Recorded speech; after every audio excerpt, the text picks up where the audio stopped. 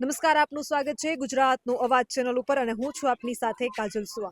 પહેલા તો કેમેરામેનને વિનંતી કરીશ કે પાછળનું દ્રશ્ય બતાવવામાં આવે, કેમ કે અંધારામાં ઊભી છું સુરેન્દ્રનગર જિલ્લામાં અને ખાટડી ગામ છે.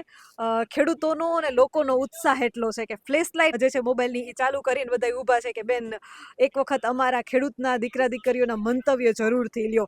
લાઇટ વહી ગઈ છે પણ ઉત્સાહ એટલો છે કે ફ્લેશ લાઇટ ચાલુ કરીને પણ ખેડૂતોના મંતવ્યો તો લેવાના છે. ખેડૂતના દીકરી છો બેન, શું કહેશો?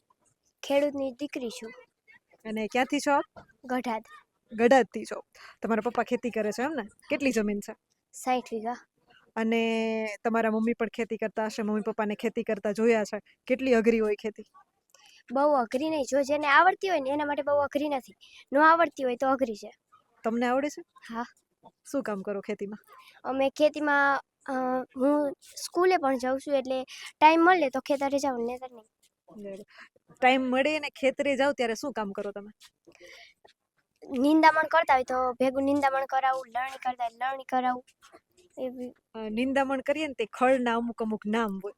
ખડના નામ આવડે છે?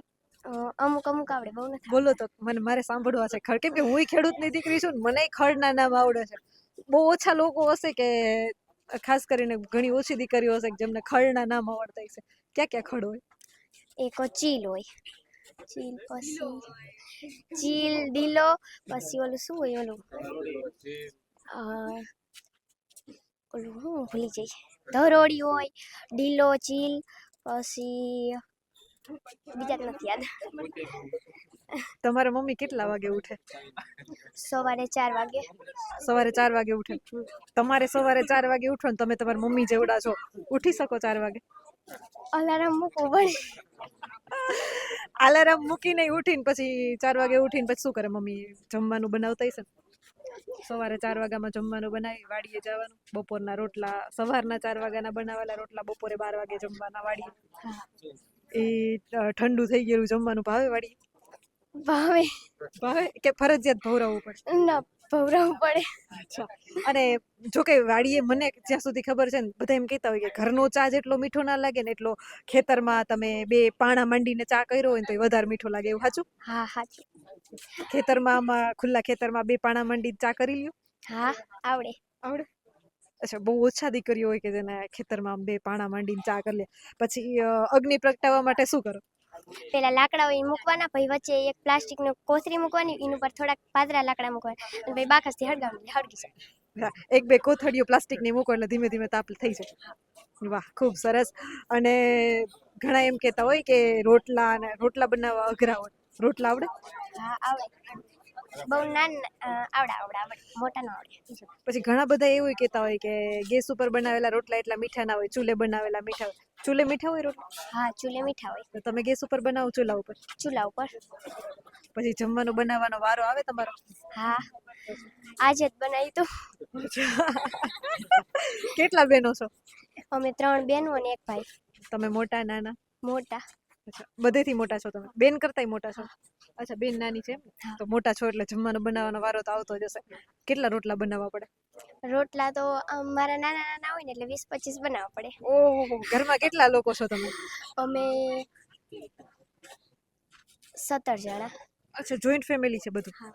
ઓકે. કાકા બાપા બધા ભેગા? પપ્પાને કેટલા ભાઈ છે? 6 ભાઈ. બરાબર. આવડી મોટી ફેમિલી, ક્યારેય ઝઘડા ન થાય? થાય તો ખરા, પણ બધા આમ થોડુંક સહન કરતા શીખી લીધું એટલે સહન કરે. સહન શક્તિ એક દીકરીના મત મુજબ એક છોકરીમાં કેવી સહન શક્તિ હોવી જોઈએ? સહન શક્તિ રાખવી પડે, નહીંતર તો ઘર જ ન ચાલે. અને અત્યારે સમાજમાં એક ટ્રેન્ડ છે કે મારી દીકરી ખેતી નહીં કરે, તો તમારા મમ્મી પપ્પાની એવી ઈચ્છા કે મારી દીકરી ખેતી નહીં કરે?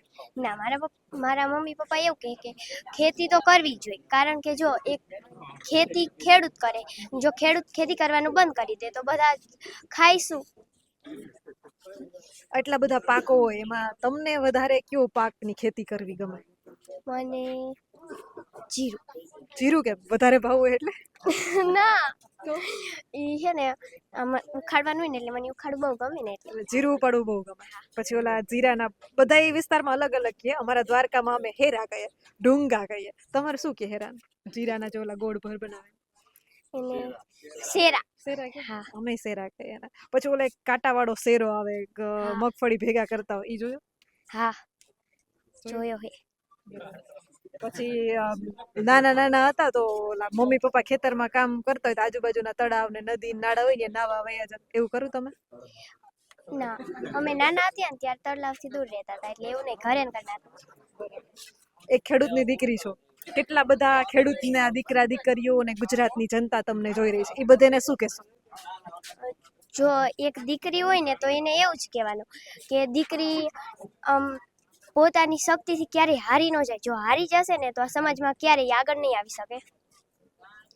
અ, એક દીકરી તરીકે કદાચ આવનારા સમયમાં તમારી પાસે બે ઓપ્શન હોય કે કાં તો ભણવાનું, તમારા સપના પૂરા કરો, ભણો, અને કાં તો ઘરે બેસી રહ્યો ચૂપચાપ, તમે શું પસંદ કરશો? હું ભણીશ. ભણીને શું કરશો? ભણીને હું નોકરી કરીશ અને દુનિયાને સમજાવીશ કે એક દીકરી કોઈ આમ ઢીલી પોચી નથી, એ પણ એક પુરુષ જેટલી જ શક્તિશાળી છે. તમે તમારી વાત ઉપરથી એમ લાગે છે કે સ્ત્રી અને પુરુષની સમાનતા તમે બહુ માનો છો. આપણે સમાજમાં અને ખાસ કરીને આપણે સ્વીકારવું પડે એ દ્રષ્ટિ છે કે દીકરી વા ના જઈ શકે, દીકરી આમ ના કરી શકે, એવું પ્રેશર છે ઘરેથી, એવું કહેતા હોય કે આમ ન કરાય, આમ ના જવાય? ના, એવું તો નથી. છૂટ છે બધી? હા, બધી છૂટ. અને ક્યાંક ને ક્યાંક એ વસ્તુ એ છે કે આ છૂટ મળે ને તો ક્યારેક ક્યારેક બાળકો અવળો રસ્તો લઈ લેતા હોય. આટલી બધી છૂટ મળે તો કઈ રીતે જીવવું જોઈએ દીકરીને? આ છૂટ મળે તો જે સાચો રસ્તો હોય ને એ જ પસંદ કરવો જોઈએ, કારણ કે ખરાબ રસ્તે જાવીને તો ઘણી બધી મુશ્કેલીઓ આવે છે. સાચા રસ્તે આવે છે પણ ખરાબ રસ્તે થોડીક મોટી તકલીફ આવે છે.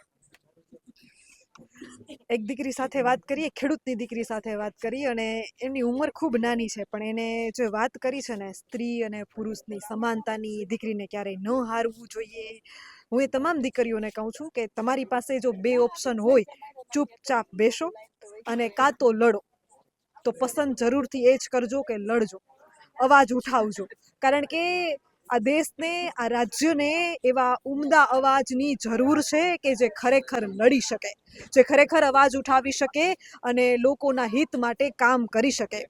કદાચ સ્ત્રી, તમે વિચાર કરો કે સ્ત્રી ખેતરનું કામ, ઘરનું કામ, બાળકોને સાચવવાનું, ભેંસોનું કામ, બધું જ કામ એકસાથે મેનેજ કરી શકતી હોય તો કદાચ એ સ્ત્રી શિક્ષણમાં ઉતરે, કોઈ મોટા પદ ઉપર, હોદ્દા ઉપર બેસે તો એ શું ન કરી શકે? એવા કોઈ કામ ન હોય કે જે સ્ત્રી ન કરી શકે.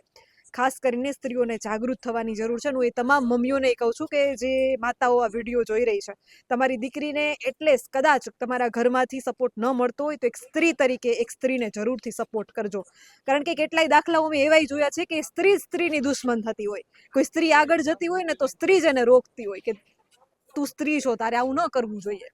પણ જ્યાં સુધી એક સ્ત્રી જ સ્ત્રીની મિત્ર નહીં બને ત્યાં સુધી આ સમાજનું, આ દેશનું ભલું ક્યારેય નહીં થાય. આપ જોતા રહો ગુજરાતનો અવાજ.